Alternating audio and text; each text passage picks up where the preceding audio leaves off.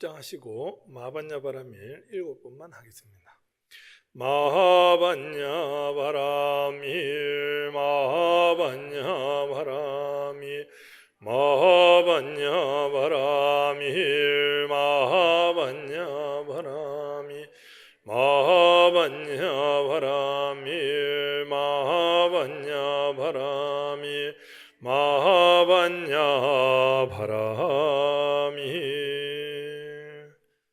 네, 반갑습니다. 예. 어제 큰 행사를 치르고, 예? 어제 공양가는 폭발을 했습니다. 예? 법문을 열심히 들으신 분들은 제대로 못 챙겨가고, 예. 내년에는 그런 일이 없도록 원천 봉쇄를 하겠습니다. 예, 법문이 우선이 되겠도록. 예. 하여튼 큰 날을 치렀습니다. 예. 반갑습니다. 바로 이어서 이렇게 또 관음제일이어가지고 저도 각오를 하고 왔습니다. 예. 오늘 또 뒤에 또 공연도 재밌는 게 있다니까요. 차분하게 또 한번 들어보시면 어떨까라는 생각이 듭니다. 오늘 부패부를 보시면요, 관세음보살님은 우리 옆에 계시다 했는데 이 말이 맞나요? 정말입니까? 예. 관세음보살님은 항상 우리 옆에 있습니다. 예. 믿어야 됩니다. 이것만큼은 관세음보살님은 우리 옆에 항상 계시다라고 하는.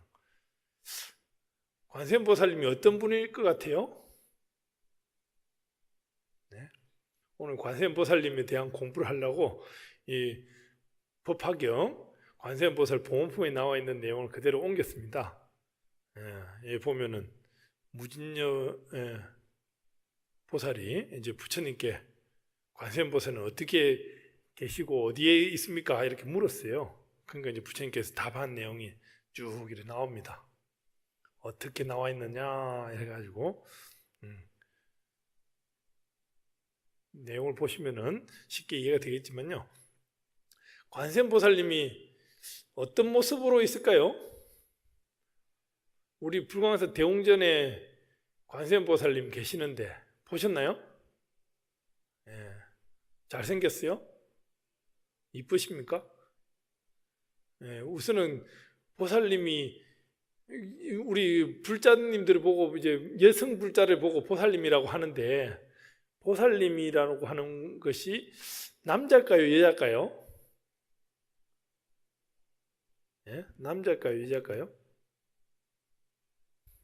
헷갈려요? 여태까지 몇십 년 공부했은 보살님이 남자일까요? 여자일까요? 남자도 아니고 여자도 아니고 수상한 예. 그 서가모니 부처님께서 이렇게 수행을 쭉 하면서요 하고 그때 당시에는 초창기에는 이제 비구 스님, 남자 스님들만 이렇게 수행을 했습니다. 하다 보니까 이제 그 당신을 키워준 보모 마하파자파티가 와가지고 저도 출가를 하겠습니다. 이렇게 해서 최초의 비구니 스님이 되기도 하고 그러는데 서가모니 부처님께서는 여자는 성불을 할 수 없다라고 얘기를 많이 하셨어요. 그러니까 이제 마하파자파티라든지 여성 수행자가 비구니 스님이 부처님한테 와가지고 여자는 성불할 수 있습니까? 없습니까? 이런 질문을 해요. 그러니까 부처님께서는 여자는 성불할 수 없다 이런 답을 하십니다. 아니, 어떨 때는 지나가는 개인 태도 부처님의 종자가 있다라고 얘기를 했는데 불성의 종자가 있다 했는데 어떻게 한국 불교를 이끌어가는 모든 분이 대부분 여잔데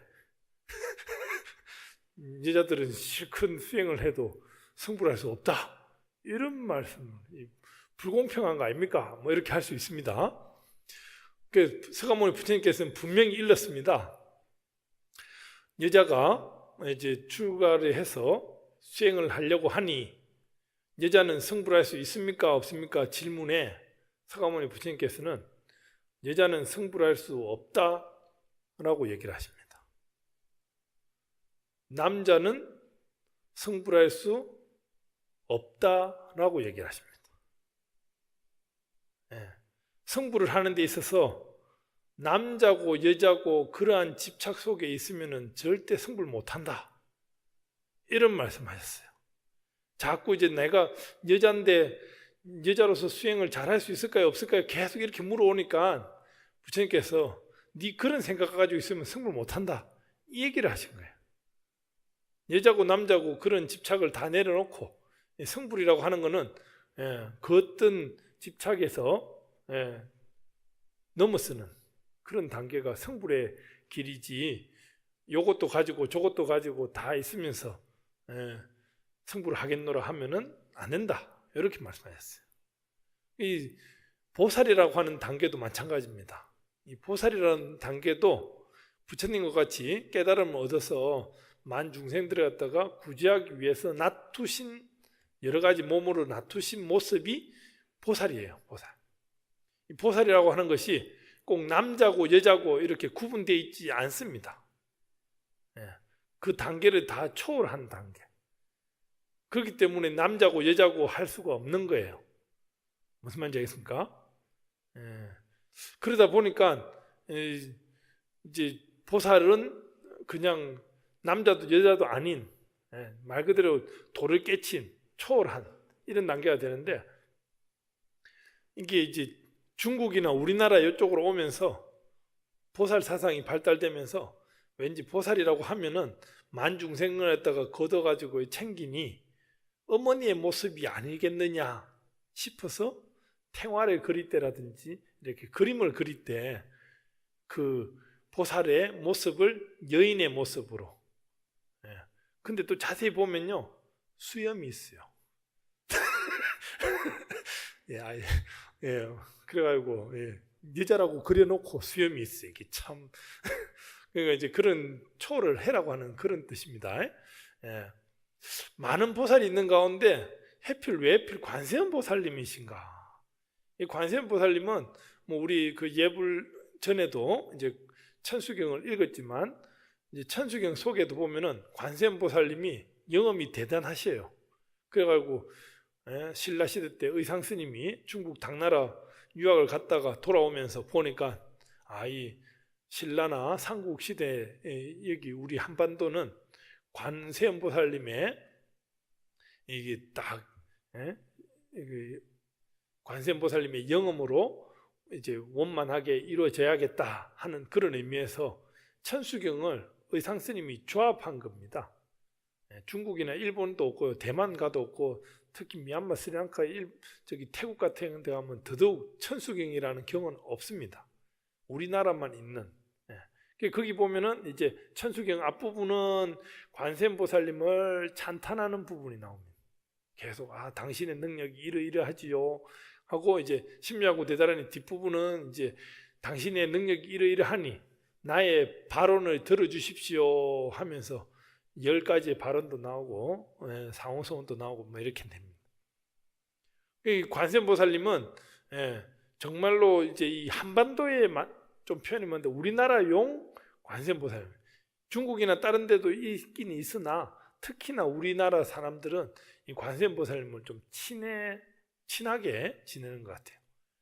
관세음보살님을 여기 본문에 법회부에도 나오지만 왜 친하냐면요, 뭐 간단히 얘기하면은 대기슬법이라 해서 근기에 맞춰서 상대를 한 겁니다.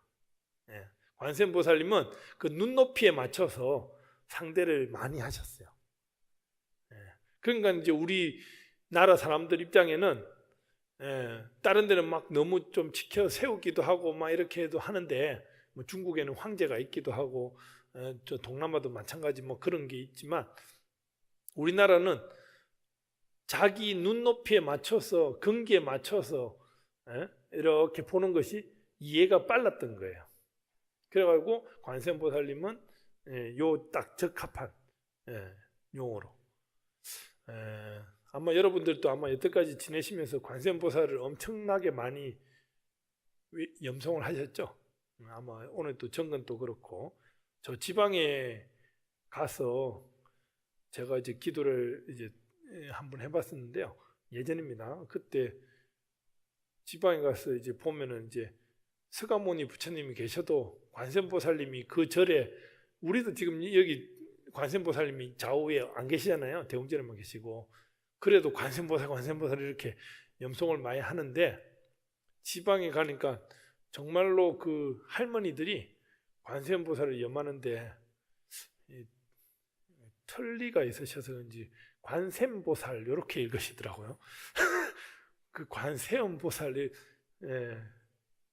관음보살 뭐 이런 거 많이 들어봤는데 관세음보살 하는데 그 어감이 참, 할매들 어감이 좀 새는 목소리 비슷하게 관세음보살, 관세음보살, 관세음보살 뭐 이렇게 좀 표현을 해야 되는데 관세음보살 할머니들 했던 기억이 납니다. 그분들은 뭐 용어가 상관없이 왠지 그분만을 염호를 하면은, 우리나라 특히 이제 뭐 해수관음이라 해가지고 동서남해에다가 관세음보살 다 모셔놨죠.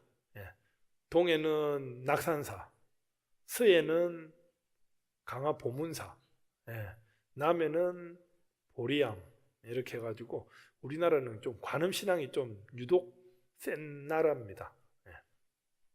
관세음보살님은 다양한 각도로, 다양한 모습으로 우리 주변에 나타난다라고 하는.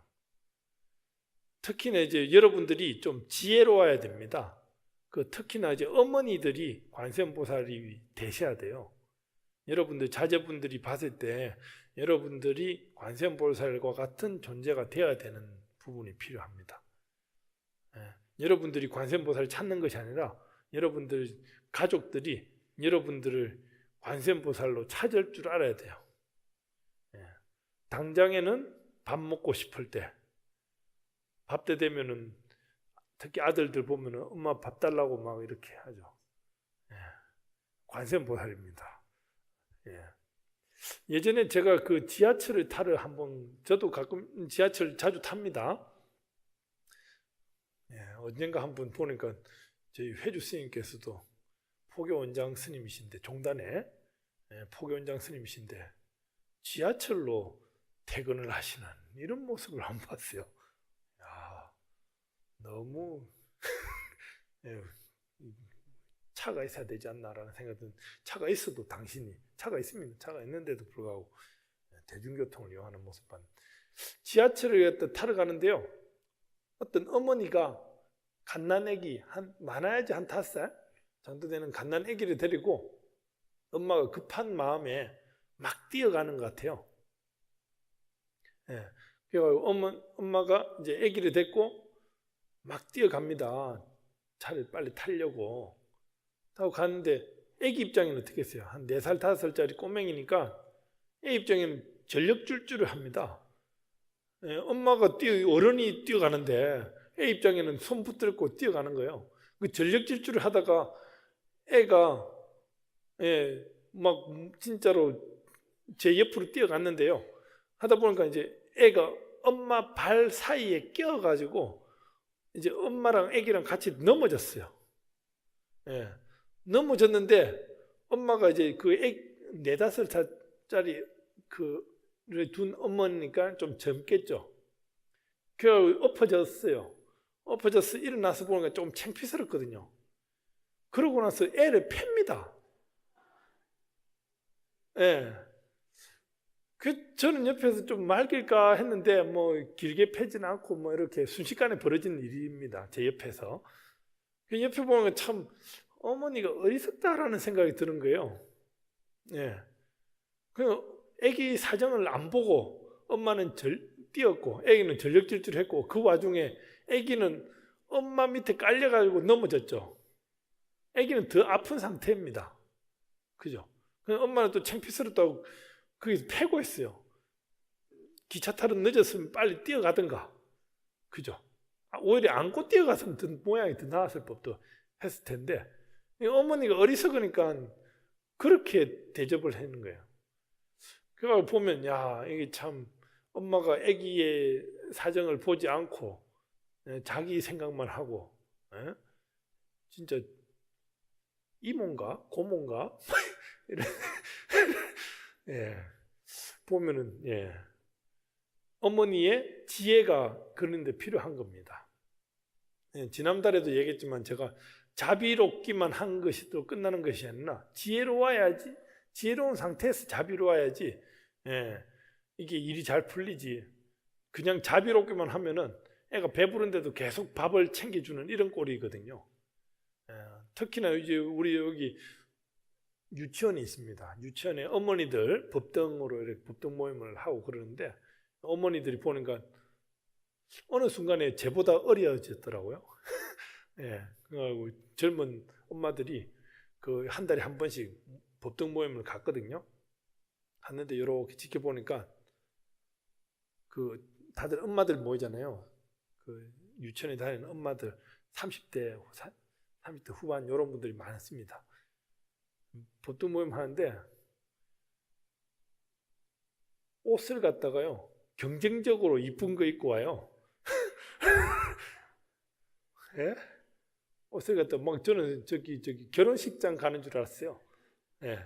한 번 딱 무심결에 와 보니까 옆에 엄마들이 옷을 잘 입고 왔거든요. 셈이 났는지 막 더 화려하게. 그래가지고 저는 108배 시키고 싶었어요. 108배 이번 달 보통 모임 108배 합시다. 108분의 번뇌를 생각하면서 막 짧은 치마 입고 오는 엄마들도 있어요. 그래가지고 제가 그 강당에서 법정 모임 하는데 그 법정 모임 할 때는 그냥 편안하게 입고 와도 된다. 부처님 뵈러 올 때 이쁜 옷 입고 와도 좋지만 그래도 너무 화려하지 않게끔 이렇게 했으면 하는 생각에서 어머니들의 지혜가 필요한 겁니다.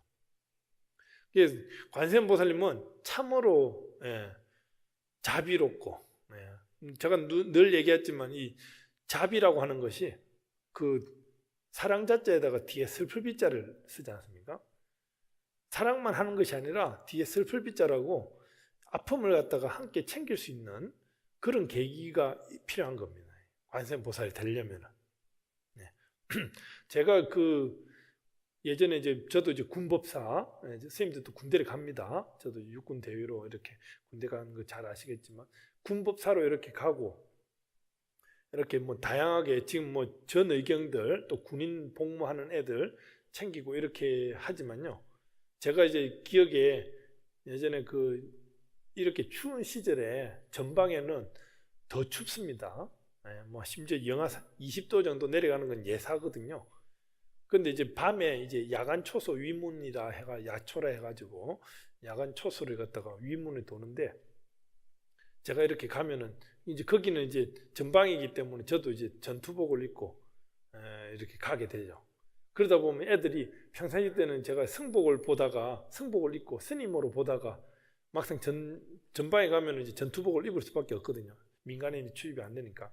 그래서 이제 제가 계급장을 보게 되거든요. 애들이 대위 계급장을 달고 있습니다.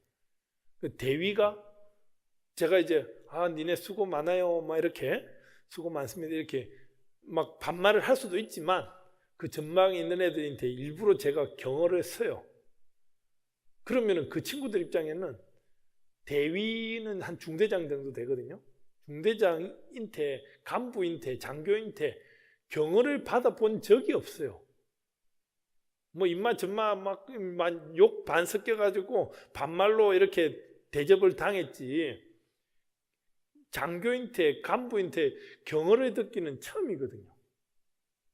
그렇게 해놓으면 어떤 현상이 벌어지냐면요. 애들이 맹신이 됩니다. 완전 충신이 좀 심한 말도 할 수 있는데 그래가지고 정말로 목숨을 걸어요. 그래서 제가 이제 그렇게 야간 초소를 이렇게 위문을 하고 다음번에 법회를 그쪽 부대 법당에 법회를 가면은 애들이 잔뜩 나와 있어요. 우선은 스님한테 장교인한테 경어를 들었다라고 하는 그거 자기가 군대 와가지고 그 누구도 대접을 안 해줬는데 스님이 나를 대접해 줬구나 이래가지고 스님 말이라고 무조건 따라버립니다. 이게 이제 그 친구들이 바라는 바거든요. 그래서 제가 나이가 어리지만 무조건 경어를 딱 쓰다 보면은 이제 저절로 충신이 딱 이렇게 보면은 이게 그 상대방의 눈높이에 맞춰서, 근기에 맞춰서 어떻게 이제 우리가 법을 전한, 그 사실 이제 부처님 법을 전하는 건 사실 너무나 멉니다. 높고 막 이렇게. 그런데 이제 그렇게 접근하면은 그 법회부에도 쭉 나와 있지만 이제 다양하게 부처님이라고 하면은 어떤 몸으로 놔두시는가, 놔두어서 설법을 하시는가. 첫 번째 보면은 뭐 부처의 몸으로 제도할 자는 관세음보살이 부처의 몸으로 놔두고, 벽지불은 벽지불의 모습으로, 성문은 성문의 몸으로, 범왕은 몸 범왕으로 이렇게 쭉 이 몸으로 놔두는 거예요. 그러니까 이제 여러분들도 상대방의 배려하는 마음, 그리고 또 뭐 가족부터 시작해서 자제분이다 하면 자제분의 눈높이에 맞춰서 이게 필요하거든요. 그럴 때 관세음보살이 되고, 여러분들도 관세음보살이 되고, 그 상대방으로 하여금 관세음보살로 보이게 되는 것이고, 그사님들 또 보면은 뭐 오늘 그사님들 많이 안 오셨지만 밤마다 얼큰해가 들어오는 그사님들도 다 이게 테스트입니다. 내 마음을 정말로 스승이 따로 없구나 이렇게 딱 할 수 있는, 그렇지 않나요? 막 잔소리하고 이런 특히나 연말 돼가지고 얼큰해지시는 분들도 많이 계실 것 같은데, 그래도 그분들이 다 하나같이 나를 갖다가 공부를 시키는 관세음보살이 아닌가라는 생각을, 모두가 관세음보살이라고 생각하면은 모두가 관세음보살이 됩니다. 제가 예전에 그 뭐 한 얘기지만 그 청소년들하고 수련회를 가면요, 애들 이제 부처님께 편지를 쓴다 생각하고 발언문을 써봐라 이렇게 했었거든요. 그러니까 어떤 친구가 발언문 내용을 보니까 세상에서 두 번째로 사랑하는 부처님께 일어난 거예요. 왜 부처님 첫 번째지 왜 두 번째냐 이래 물으니까 첫 번째는 어머니래요. 어머니 첫 번째 사랑하는 어머니하고, 두 번째 부처님하고, 세 번째는 아버지가 아니고 개가 나와요. 뭐 동생, 형 뭐 이렇게 하다가 아버지는 다섯 번째, 여섯 번째로 이렇게 밀리더라고요. 보면은 그 친구 보고 그랬어요. 어머니는 부처님이라고 생각하지 않았냐라고 질문했어요. 어머니 같은 소중한 분이 부처님이 아니고 누구겠느냐. 관세음보살이 따로 없죠. 어찌 보면은 여러분들도 동질성, 그러니까 이제 내하고 가족이다 생각하면은 뭘 해도 이뻐요. 동질성, 같은 성격을 가지고 있다, 우리 가족이다 생각하면 뭘 해도 이쁜데, 가족 이질성, 내하고 성질이 다른 것 같아, 가족이 아닌 것 같아 싶으면은 뭘 해도 나빠요. 그러니까 이제 TV에서 그 코미디언 개그맨들이 이렇게 막 개그를 하잖아요. 재미난 얘기를 하려고 막 할 때 보면은 마음에 드는 개그맨이 얘기를 하면은 별로 안 웃긴데도 웃겨 보여. 근데 뭐 사고 쳤다는 뭐 연예인이 뭐 하면은 제 아무리 이쁜 모습을 갖춰도 미워 보여. 이게 동질성과 이질성의 차이거든요.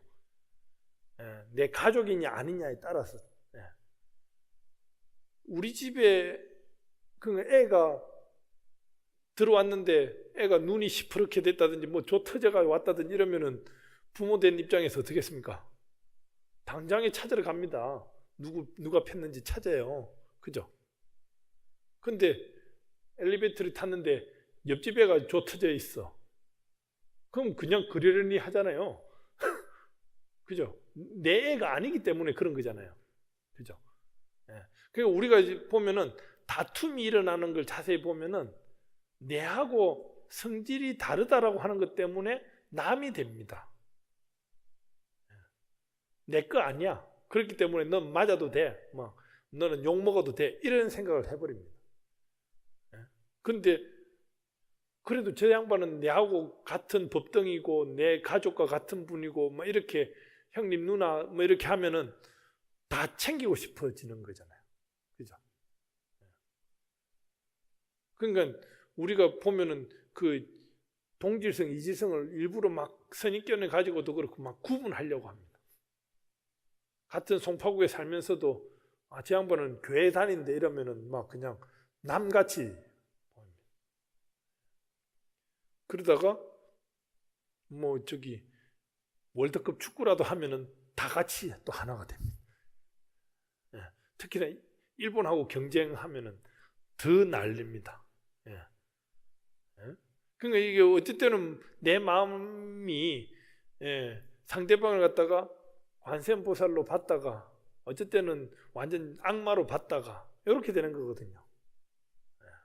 그러니까 우리의 근기를 맞춰가지고 내라고 하는 존재가 어떻게 잘 감사할 것인가.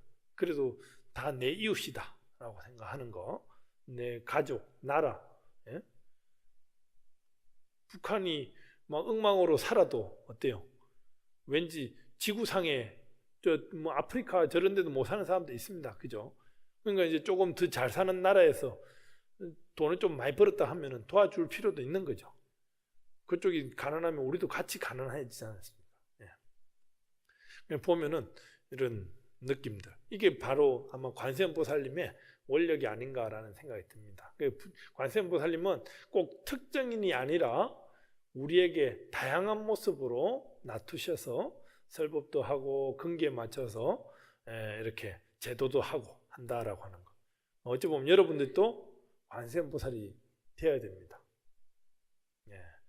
제 말씀을 따라해 보시기 바랍니다. 나는 관세음보살이다.